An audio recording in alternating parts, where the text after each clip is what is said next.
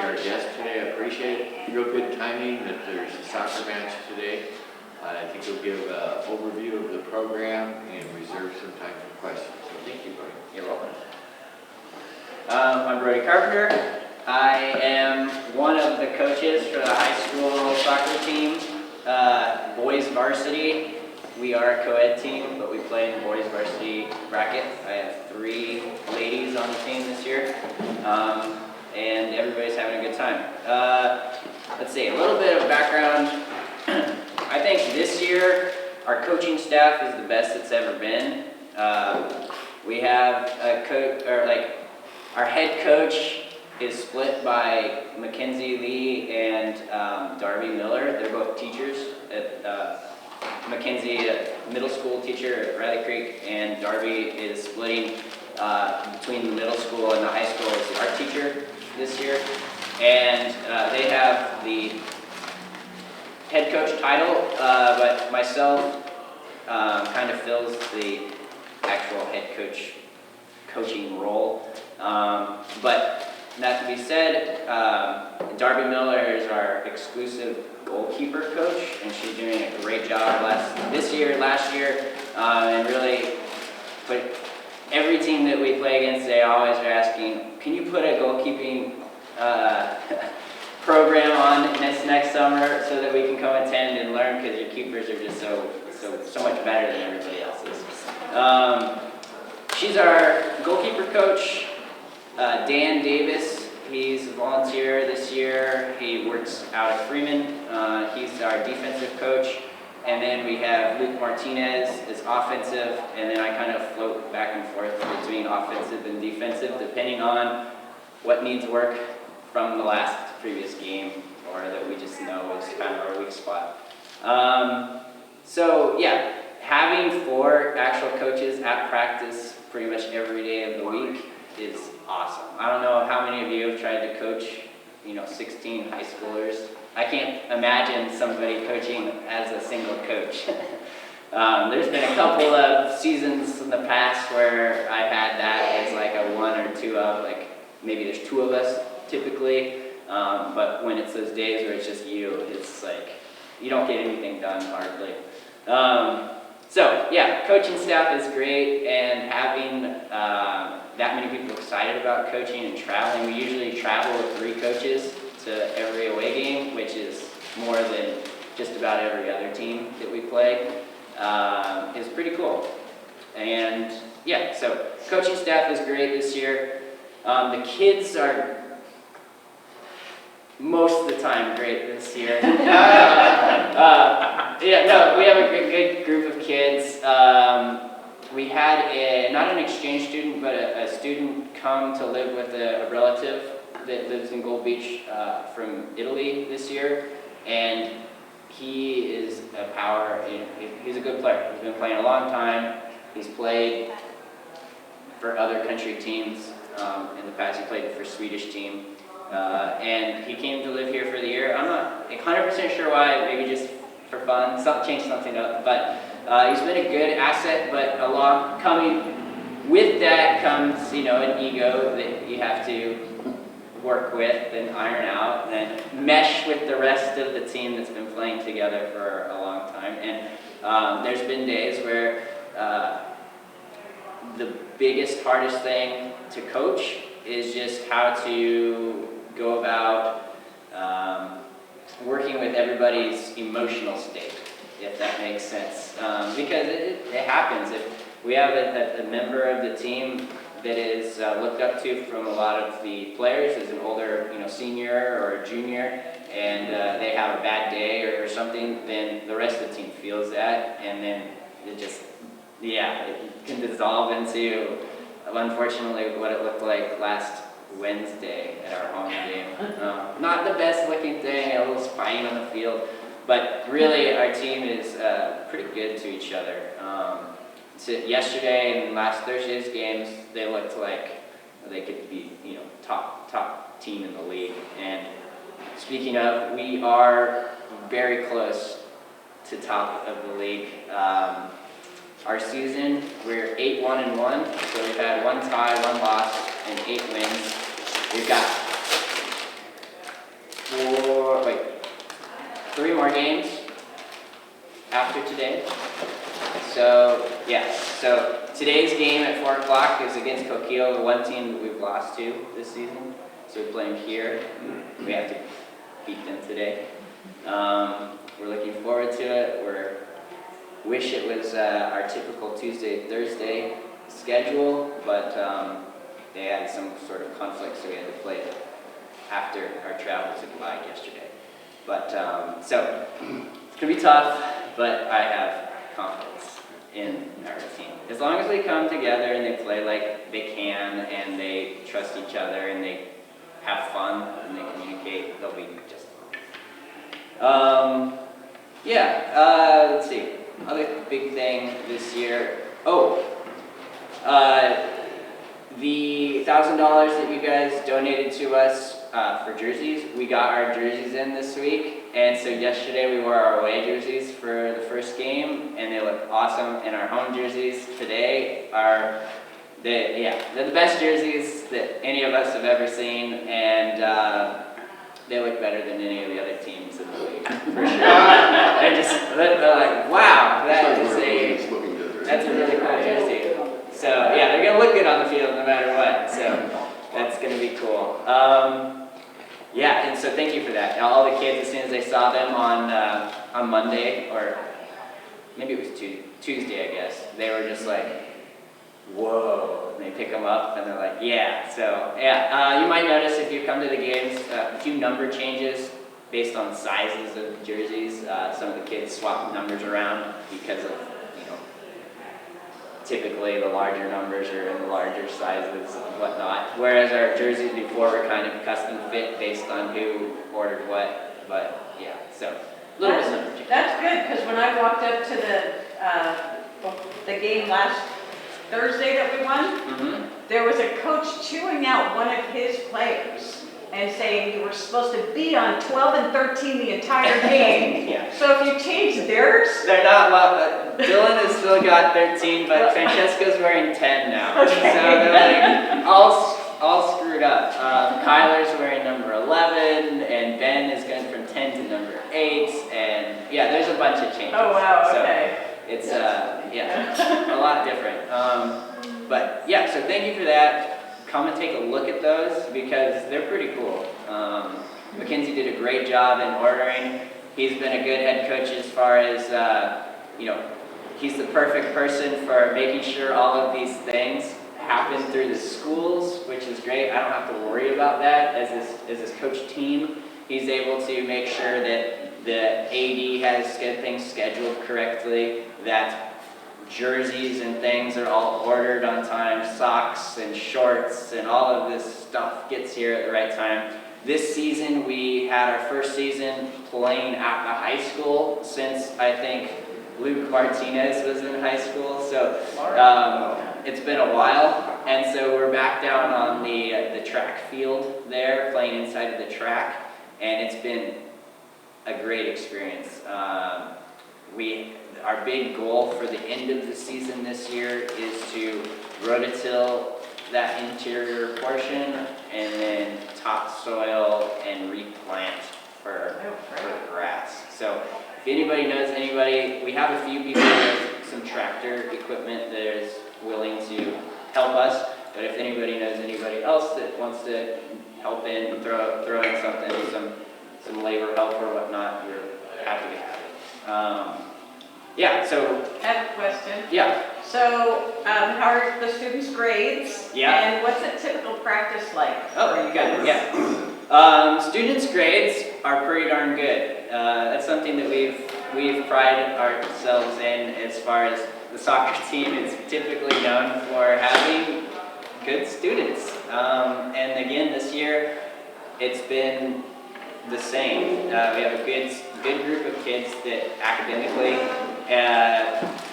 our one student that's struggling a little bit is just our Francesco, our Italian student, and it comes down to he didn't know any English until he got here, and so he's been learning everything as we go.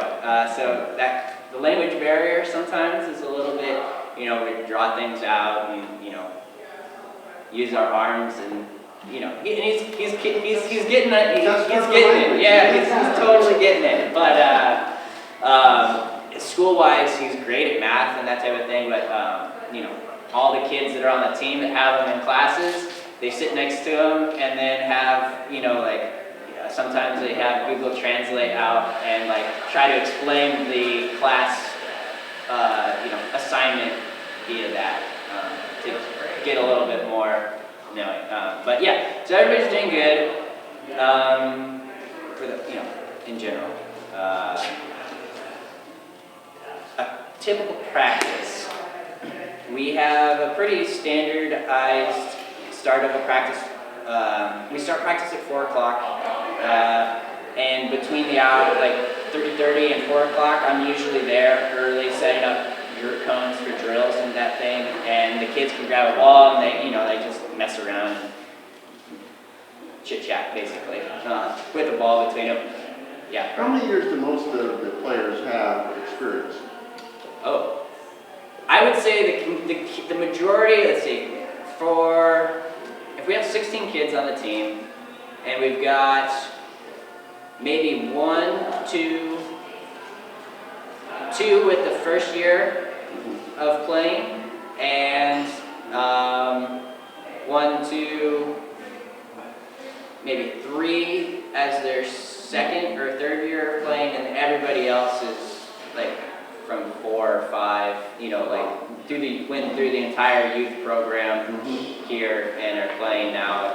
Continue, like didn't even have to skip a year because we've had a program now for 5 years at the high school. So they've all, you know, played every year since they were this big, which is great. That's ideally what you want for a healthy program. So our practice starts at 4 o'clock. At the end, we'll get us all together and we'll circle up and we'll do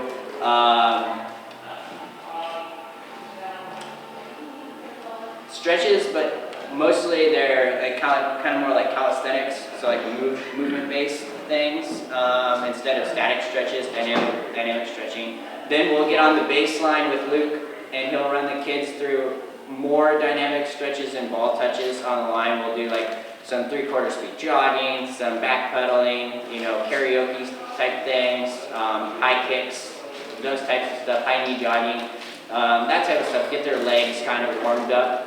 And then from there, we'll go into the first drill that I've set up. And at that point, we'll typically split the team into 2 halves, or 3 parts technically. Our goalkeeper will go with our keeper coach, and then defense will split off with defensive coach, and then offensive will go with offensive.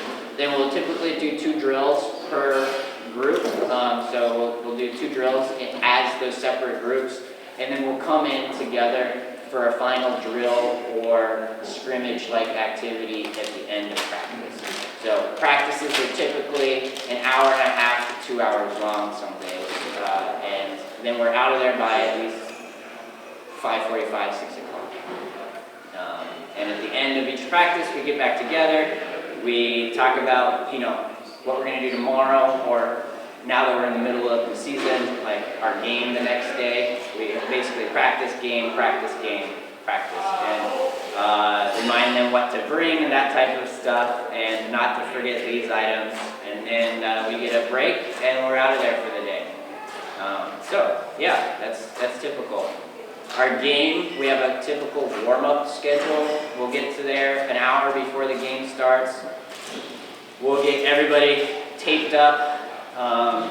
We'll get them all, make sure they have their shin guards on and earrings out and that type of thing.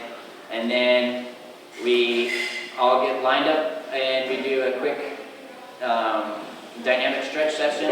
Do the baseline thing again, because we do it every day. And then from there we'll go into a diamond-shaped give-and-go passing drill in 2 groups. And then from that we'll do a little bit of a keep away scrimmage where we're not shooting, we're just breaking into 2 teams, playing keep away, warming our passes up, moving into space, and then keeper at this time is doing keeper warm-ups separately.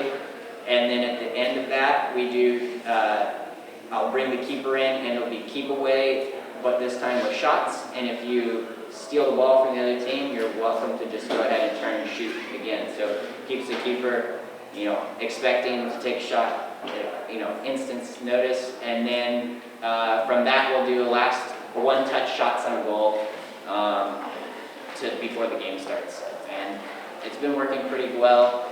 The thing that happens is we have to figure out in the first couple weeks of the season what works for the team as a pregame warm-up better, because sometimes in the early season you'll get there, you'll do a warm-up you think is good, then you look at the kids and they break and they go out on the field in the first 15-20 minutes they look like they're like waking up still.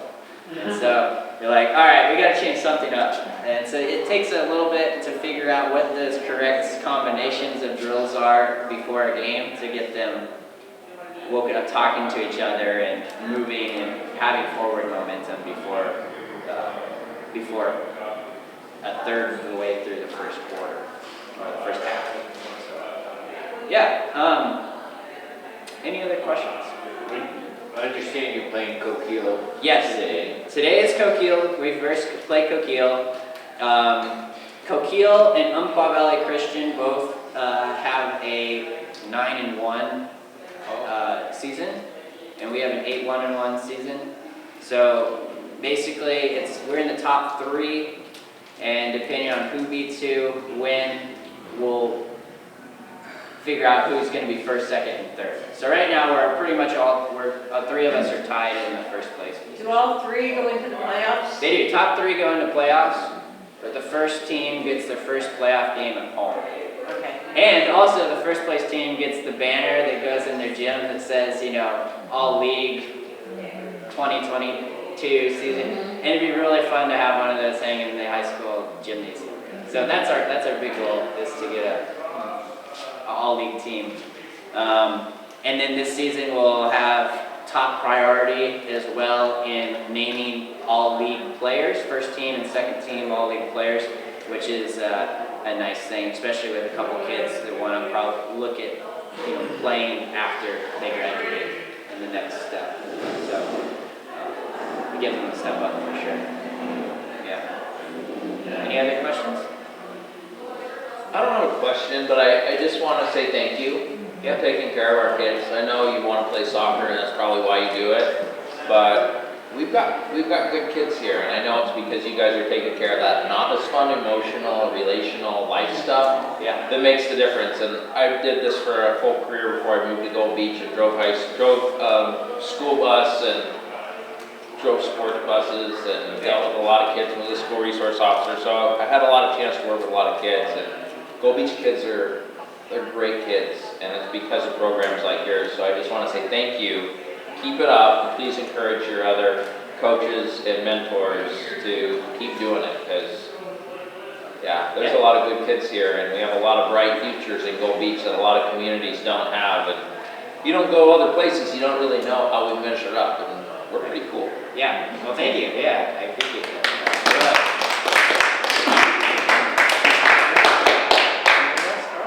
How are the girls accepted, not only in their own team here, but the other teams? Oh, sure, yeah. The girls on our team are accepted pretty well. They're used to it. Through the youth program, they're all co-ed teams. So the kids that are playing with the ladies that are playing on the team, they've been playing with those kids for a long time. And they're good. We have one of the sophomore girls, she'll be starting next season, no problem, 100%.